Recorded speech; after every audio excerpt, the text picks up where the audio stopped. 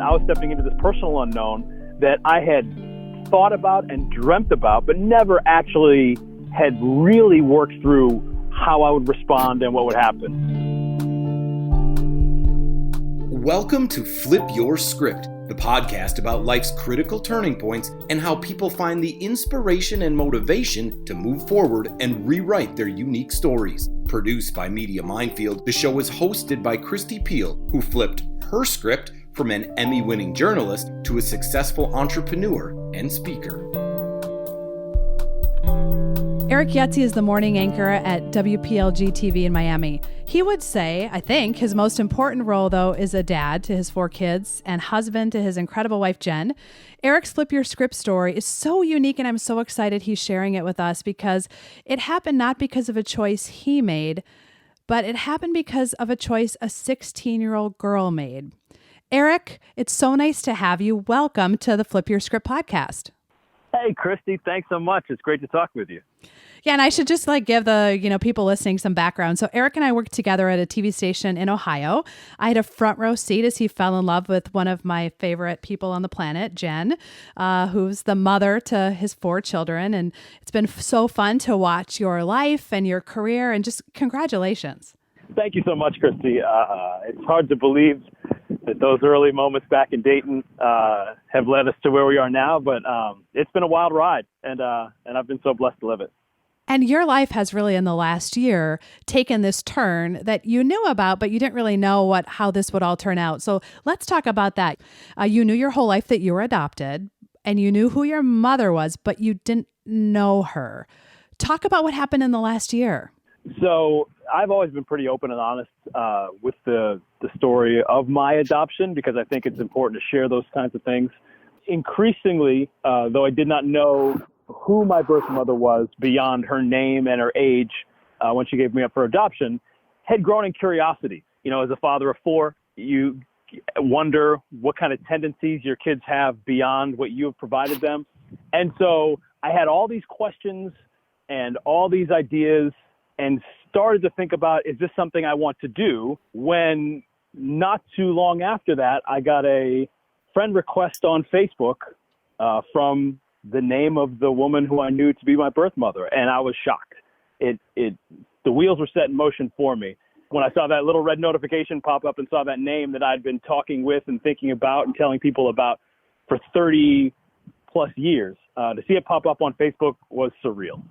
And the cool thing about, a TV person is that you recorded it, right? So not everyone would have had the forethought to think, this is a really big moment in my life. I'm going to respond to her, and I'm going to have someone record it. And all of your stories, you did a 3-part series about this whole process, and I encourage people to watch it. We have links on flipyourscriptpodcast.com. It's out there if you Google Eric on YouTube as well. But it's really watching that moment and your nerves about, gosh, I want to connect with her, but I don't know what I'm getting. What was that, now that you've had some time to process, what was that like? It was hard. It was a lot of unknown. I think, as you know, in the world of television, you work within the realms of the unknown, and that's kind of why you get into it. Your job is to process information quickly and try and disseminate that information as calmly to people as possible. But in that moment, I was stepping into this personal unknown that I had thought about and dreamt about, but never actually had really worked through how I would respond and what would happen. So I just knew it was a moment that I wanted to save. And I knew it was a connection that I wanted to make. I didn't have any hesitancy on whether or not I wanted to engage and initiate this process. I was fortunate enough and was comfortable enough in the story that I wanted to know more, but I still didn't know what I was going to get and how that would go. But sometimes you just got to step out. You step out on faith. You got to take the leap.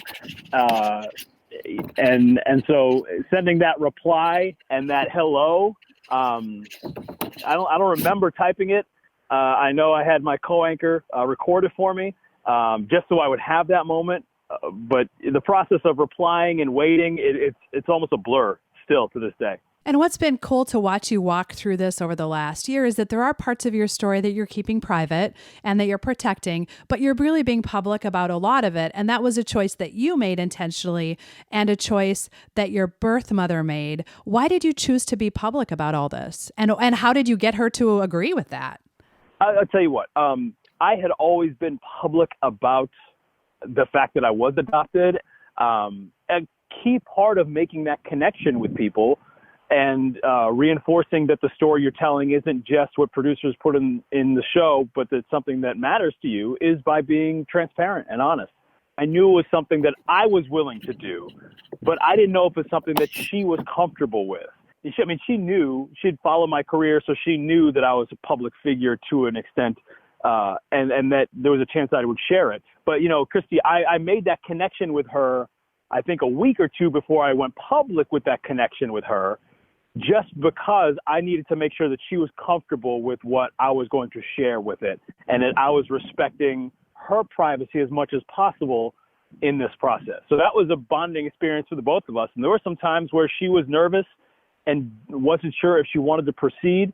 And I had to be willing to say, okay, I'm going to stop, or we won't go ahead, because in the grand scheme of things, me telling my story is important, but respecting the wishes of a very personal decision that someone else made is more important.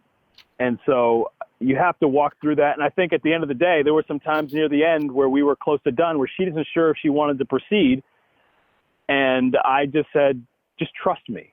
Just trust that I am going to do my best to protect the integrity of the story, because what you did is incredibly powerful and inspiring for a lot of people who will see it. And I just ask that you trust that I'm going to be able to tell that story without compromising some of the personal feelings you have. And she did. And in retrospect, she's told me she's glad she did. And so she's 16 years old.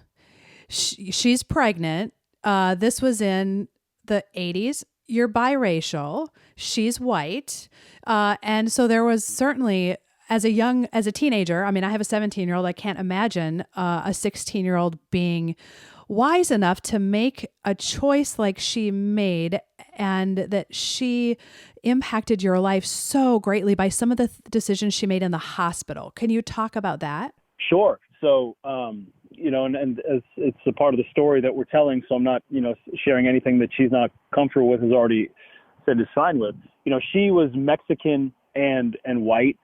So she, pregnant, being out in Illinois, in a small town, I guess I was born in 1980. So this was in the early 80s. She's in high school. She said she tried to hide it as much as she could, but there was to a point where she couldn't hide it. So she graduated from high school early, and her parents decided that she needed to go to California to give birth to me. And so part of the reason, Christy, that I had trouble when I used to do Google searches with this name that I knew is that I was looking in the wrong region. I knew I was born in California, in Burlingame, which is out by San Francisco, but I just assumed that meant that she was from there, and she wasn't. She went there to stay with family members to give birth to me. She had an adoption set up through a charity, and after she gave birth to me, the adoptive family found out that I was biracial, and they basically abandoned her in the hospital, said, no, we're not interested anymore. And so she was stuck.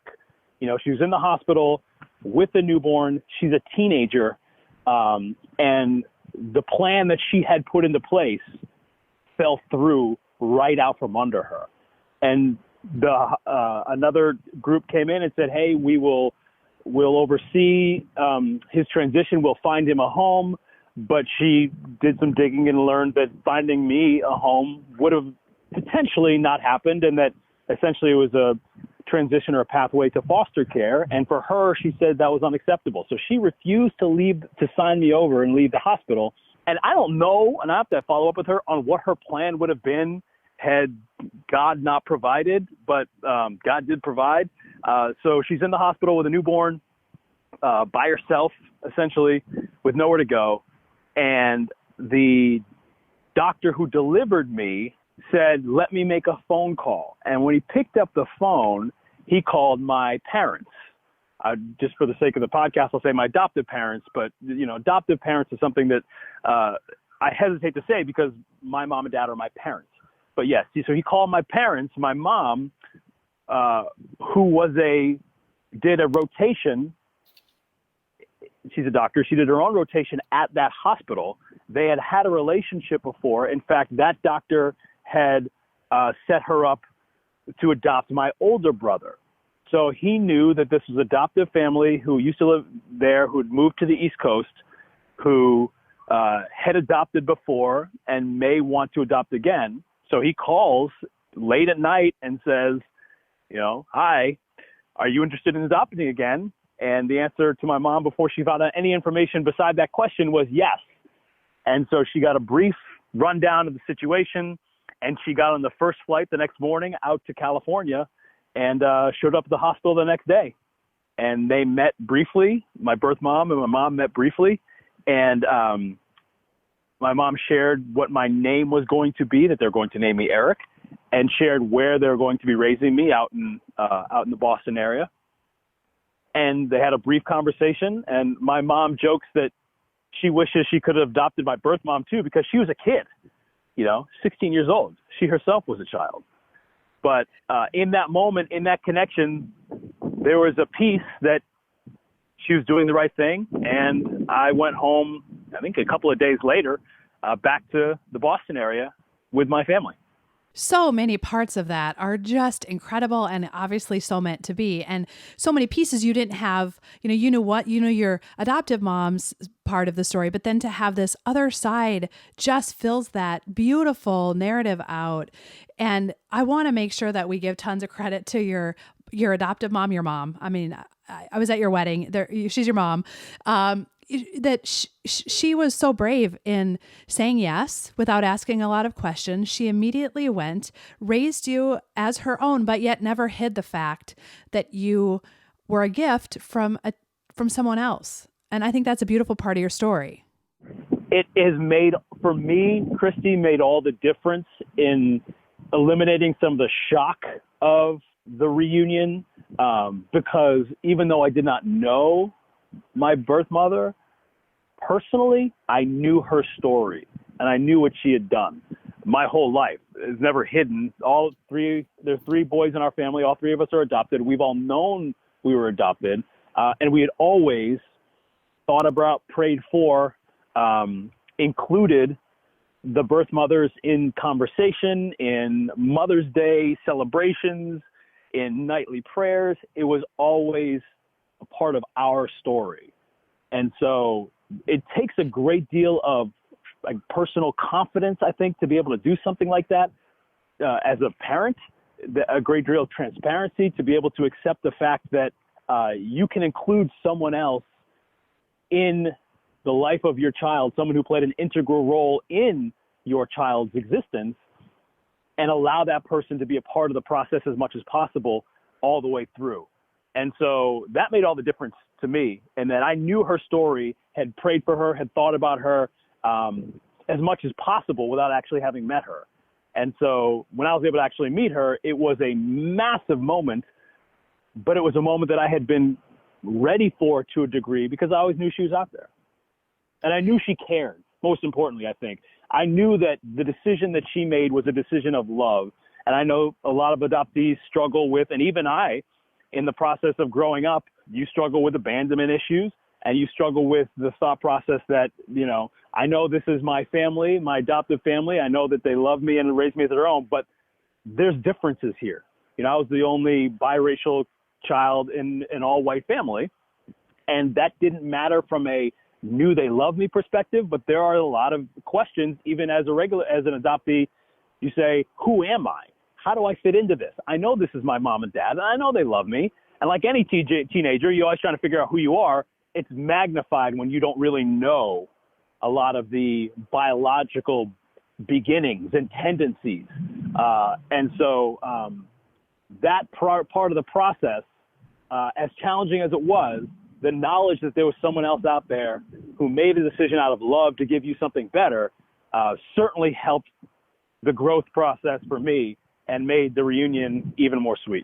So cool, Eric. And, even the little things like when your wife was pregnant with your first son, there was a missing piece of your biology where we don't really know what this baby could look like, right? Because you don't have all the pieces. I mean, I remember talking to your wife about that at the time. It's like, and now I've, seeing the pictures and how your kids have grown. Boy, they look a lot like you did as a little one, some of them. Anyway, it's that always question mark that you had that now there's an answer. Absolutely. And it's not just yes, and that's 100% true. It's funny, now looking at pictures of my daughter Maya, she is the spitting image of my birth mother. It's almost frightening, but that's not something I would have put together, I think, or I would have wondered, who does she look like? She kind of looks like me. She kind of looks like Jen. No, she looks almost exactly like my birth mother. And there's another weird tendency that Elias, one of my sons, always had this incredible natural inclination for twirling a baton. It was the strangest thing. He would, there's a great tiki restaurant, Polynesian restaurant here in South Florida, and they do a fire show. And my son Elias was obsessed with this fire show where they light these torches on fire and they do this dance and they're twirling these fire sticks. And so he would go home and ask us to get him a baton. Of course, he asked us to get us a fire stick. We said no, because we're responsible parents. But he asked us to get him a baton, and so he could try it. And he was just right from the jump amazing at it. And we said, oh, that's interesting. We'll come to find out that my birth mother was the captain of the baton team. Like these little idiosyncrasies that fill in some of the holes for us has been really fun to discover. Well, and you've had these question marks in your life, and your birth mother did as well. And I think what's interesting is that, you're on TV in Miami. Your career has been public. You can be Googled and see where you've been and what you've done. And you were looking for her in kind of the wrong spot. She was looking for you and even would travel to Miami for work and saw you on TV. And yet it took her some time to send that message. Have you asked her about what took her? What did she need? What was that reason that she decided, now's the time? It was something that I think every adoptee thinks about when you wonder about who your birth parents are and you try and fill those gaps in your mind. For me, it's something I always wondered if she knew my name and if she knew what I was doing, because obviously I'm pretty easy to find, as you mentioned. And the answer to that was yes. She had found me years ago when I worked in Indianapolis. She had started following my career. And so whenever I'd post updates about birth of children or major milestones or moves, she was riding along anonymously. And I did ask her what the moment was that triggered that, okay, I'm going to do this.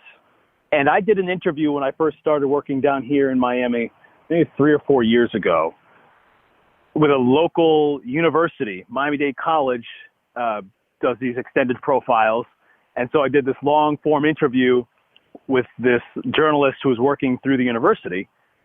And we talked about a lot of different things, including my adoption. And I said something along the lines of expressing interest in finding out who this person was, not harboring any resentment or anger, just curiosity and wondering if they were doing okay. And for her, she saw that online, on YouTube. And she said when she saw it with a good friend of hers, that was the trigger that she knew that there was safety in reaching out, that she didn't know. She had been following me, but didn't know how I felt about being adopted, about her role in my story. And when she knew and had heard that there was only curiosity and acceptance, and there was not any harboring or lingering resentment or anything like that, then for her, that's what gave her the courage to jump on Facebook and send that request. Boy, it gives me goosebumps every time I hear it or watch one of these stories with you and your family. It's just, I hope it gives other people inspiration. And every, just to be fair, every pregnant teenager or child that wasn't planned, there's different paths. And your mom took a path, and your adoptive mom took a path, and that led you to where you are. And I think the transparency piece of you being honest about it and being, public, because that's your life. And your mom always wondering and you always wondering, the beauty of the coming together of it is just really powerful. And I think it will impact other people.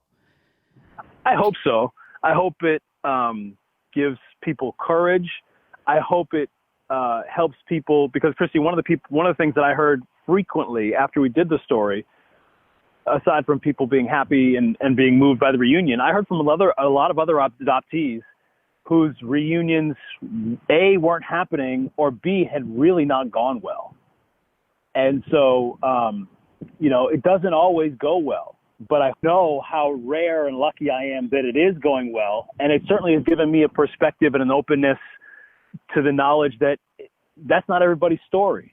And it certainly made me much more open to the idea of acceptance on everybody's story, because mine can't be theirs, but I hope that mine can give them some joy or inspire in some way someone who may be in some darkness.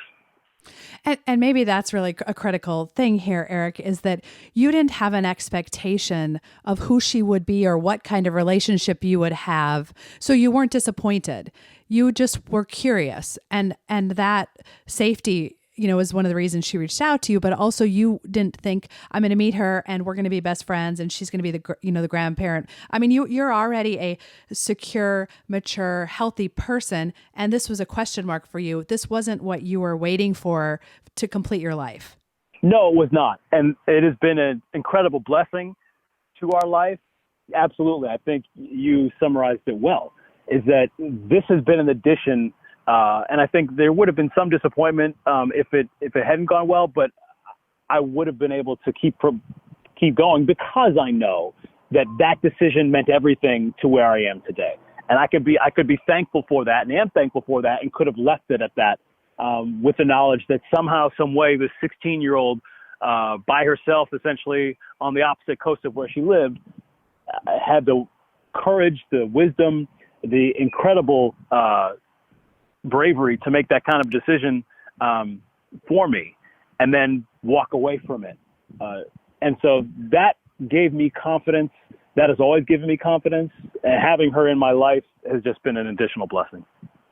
And with so many, 23andMe and all these different tests that are out there, so many people are finding out that they have something in their background that they didn't know about. And there's a lot of these, reunions kind of happening. Now, yours is very different because you knew that this adoption had happened, but there's a lot of people out there who I think are filling in gaps in their stories. So there's probably even more interest about it. Can you talk about so we know that, you talked about meeting and that she's an addition. What is your relationship with her now, and how you talked about it being an addition and a blessing? What's that been like for your family, your parents? What's that relationship like now? It's great. We have a big, long text thread that we're in constant contact. We talk on the phone whenever we can. She works full time, obviously work crazy hours, so we don't talk on the phone as much as probably we'd like to. But we're exchanging text messages just about every day, and she's on a text message thread with my wife as well. So they're constantly sharing photos and stories and concerns.